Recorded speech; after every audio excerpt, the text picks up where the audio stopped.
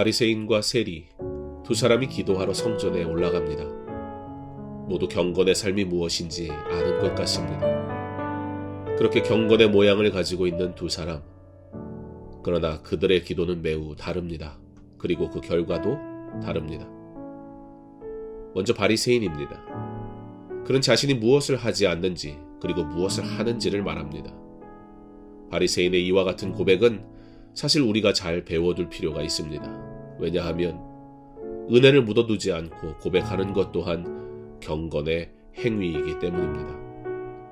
받은 은혜를 감사하여 고백하는 것은 성도의 경건의 삶에 매우 중요한 일입니다. 그러나 그럼에도 불구하고 바리새인에게는 결정적인 문제가 있었습니다.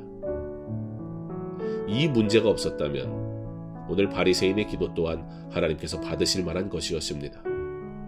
그는 토색, 불의, 간음을 하지 않는다 말합니다. 정말 그러했을 것 같습니다. 한 주에 2번씩 금식하고 또 소득의 11조를 드립니다. 주께 받은 것을 주의 것으로 고백하며 11조를 드리는 것이 마땅한 일 아닙니까? 그의 행위가 결코 지탄받을 일이 아닙니다. 하지 말아야 할 것을 여전히 하고 해야 할 것을 하지 못하는 우리가 오히려 더 문제 아닙니까?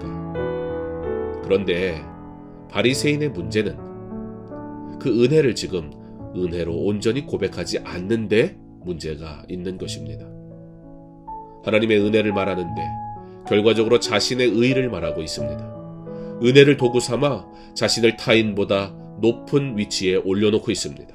은혜를 자신의 의로 변질시킵니다. 자신의 의가 은혜의 이유가 되게 만듭니다. 결국 스스로 하나님을 떠나고 있는 것입니다. 다른 어디선가 세리도 기도합니다. 멀리 서서 감히 눈을 들어 하늘을 쳐다보지도 못합니다. 형식을 따진다면 무슨 기도를 그렇게 하냐고 할지 모르겠습니다. 그러나 세리는 지금 형식이 아닌 진실된 기도를 하고 있습니다.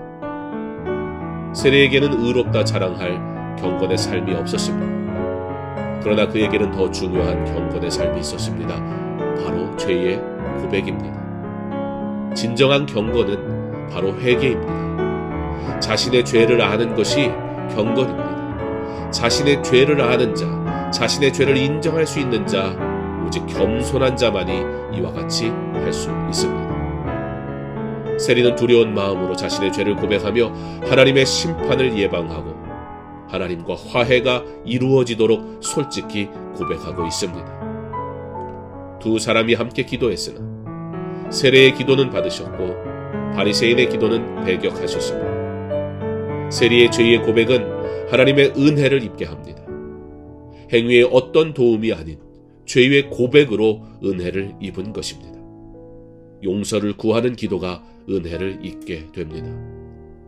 우리의 행위를 의지하지 않고 값없이 화해해 주심을 위하여 기도할 때 그때에 그 노를 쉬신다고 말씀하시는 것입니다. 오직 믿음으로, 오직 하나님의 은혜로만 살아감을 고백하며 오직 말씀으로 새로워지고 겸손히 하나님의 은혜를 선포하는 경건한 2021년을 사는 저와 여러분 되기를 주님의 이름으로 축원합니다.